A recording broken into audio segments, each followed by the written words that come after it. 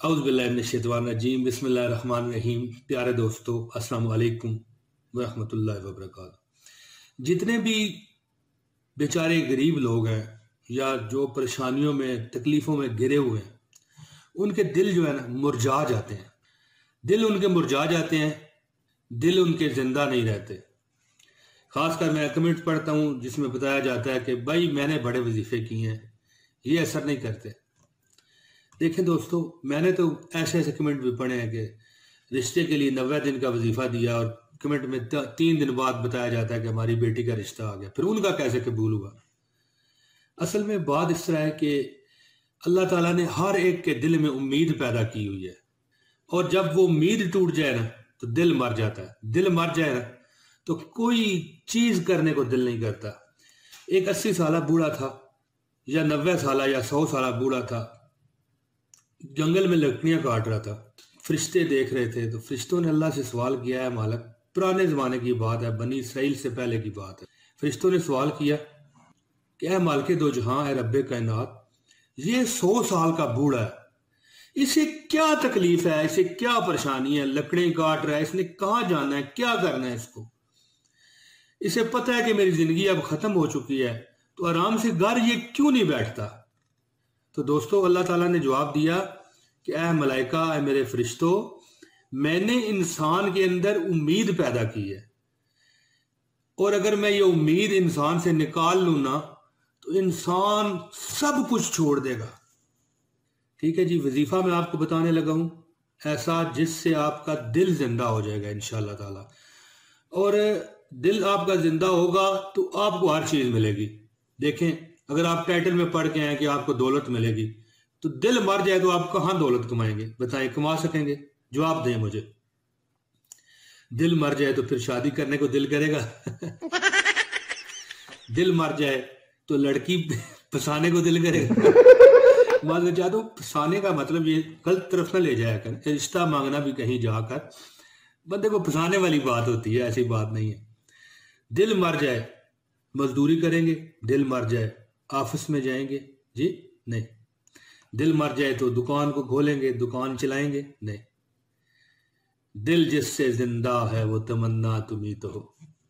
आजम चिश्ती साहब फरमाते हैं ना कि दोस्तों, फिर अल्लाह ताला से फरिश्ते पूछने लगे कि इसको क्या तकलीफ है। अल्लाह ने फरमाया कि मैंने इंसान के अंदर एक उम्मीद पैदा की है, उम्र उसकी जितनी भी हो जाए, 100 साल हो या 1000 साल हो, उसके अंदर मैंने उम्मीद रखी है। वो फिर भी सोचता है कि हो सकता है मैं अभी और 1000 साल जिंदा रहूं, हो सकता है मैं अभी अमीर हो जाऊं, और होता भी है। देखें, अल्लाह ताला की अता है उम्मीद। अब ये नहीं कि कोई लारा लप्पा लगाया हुआ मालिक के कनात ने, ऐसी बात नहीं है।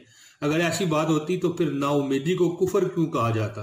देखें ना, तो अल्लाह ताला ने अपने फरिश्तों को कहा कि थोड़ा नजारा कराता हूं मैं आपको। अल्लाह ताला ने कुन कहा, कुन का मतलब है हो जा। अल्लाह ताला को कुछ करने की जरूरत नहीं होती, वो सिर्फ कुन फरमा देता है, बस। अल्लाह ने कुन फरमाया और उससे उम्मीद को ले लिया। बूढ़े की आंखें एकदम सीधी हो गई, उसके आंखों में किसी किस्म की कोई रानाई ना रही। लेट गया पत्थर के सरहाने पर, यानी कि पत्थर अपने सर के नीचे रखा और लेट गया और आसमान की तरफ देखने लगा और सोचने लगा, यार मैं क्यों ये लकड़ियां काट रहा हूं, क्यों मैं इतनी परेशानी उठा रहा हूं, मैंने अब कुछ नहीं करना, मेरे से कुछ नहीं होता। फिर अल्लाह ताला ने वापस उसके अंदर उम्मीद पैदा की, तो यकदम उसकी आंखों में कोई सोच आई, एक चमक आई।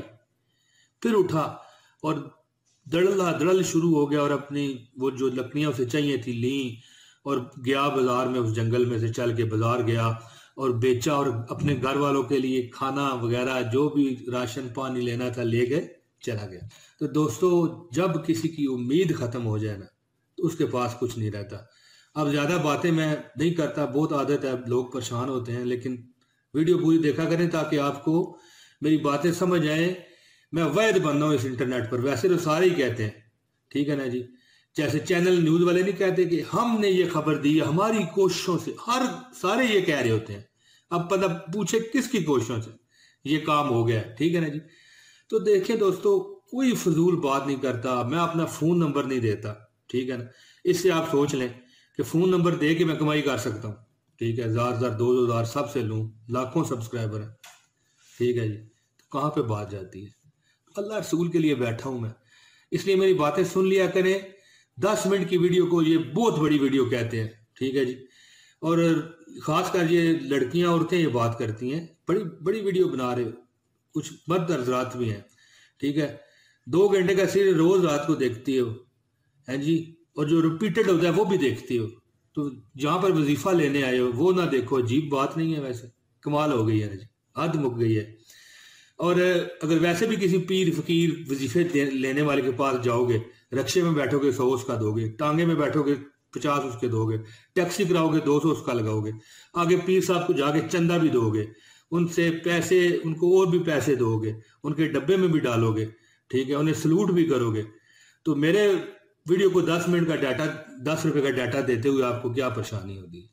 और मैं सोचता हूं कि उसने मुझसे क्या इजाजत लेनी है और मेरा बताया हुआ वजीफा क्या करना है, जो मुझे 10 मिनट बर्दाश्त नहीं करता जी।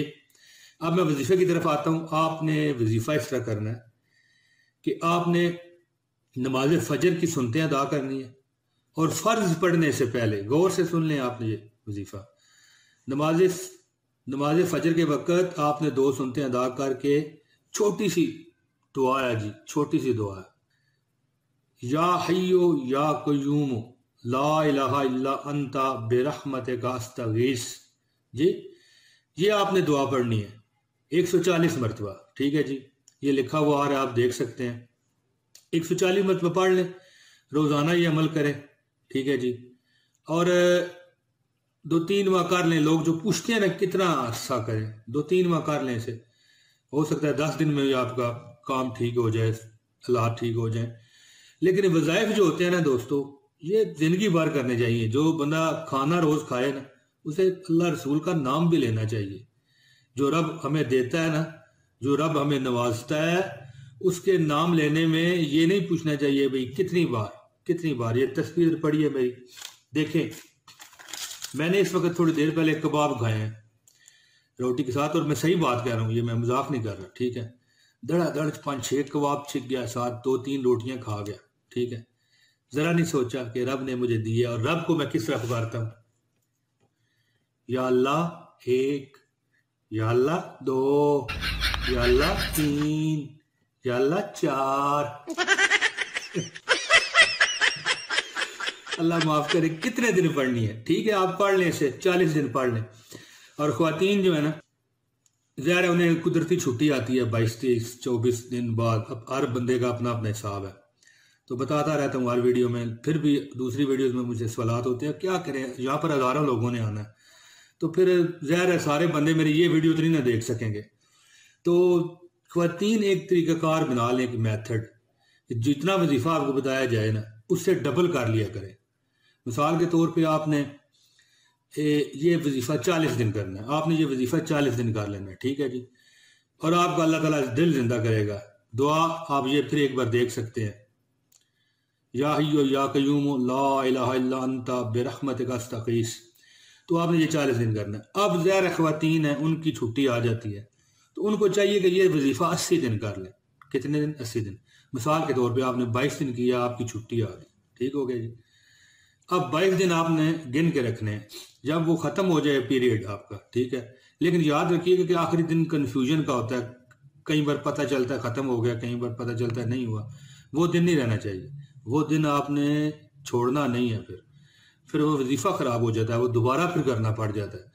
तो दोस्तों करना क्या है आपने, दोस्तों क्या कहूँ, सॉरी, बहनों माओ और फुफियों ताइयों चाचियों, सबको जिनसे ये मसला हो, वो मिसाल के तौर पर ये 40 दिन का वजीफा है, आपने ये 80 दिन कर लेना है। 22 दिन किया, आपकी छुट्टी पड़ गई। अब जब दोबारा आप फारग हो जाएं तो फिर शुरू कर दें। फिर वो 23वां दिन होगा, कितना? 23वां दिन, 23, 24, फिर छुट्टी आ गई, 44 दिन हो गए हैं, छोड़ दें। फिर जब शुरू करेंगी तो वो 45, 46, 47, इस तरह आपने 80 दिन कर लेने। कोई भी वजीफा है, कोई 30 दिन वाला वजीफा है, 25 दिन वाला है, 20 दिन वाला है, एक बात है 10 दिन वाला है, तो ये तरीकाकार होगा। दोस्तों मुझे उम्मीद है कि आपको मेरी वीडियो पसंद आई होगी। लाइक कीजिए, सब्सक्राइब कीजिए। अच्छी अच्छी वीडियो देखने के लिए बेल नोटिफिकेशन को भी दबा दीजिए, ताकि बर वक्त हमारे नोटिफिकेशन मिले। अस्सलाम वालेकुम।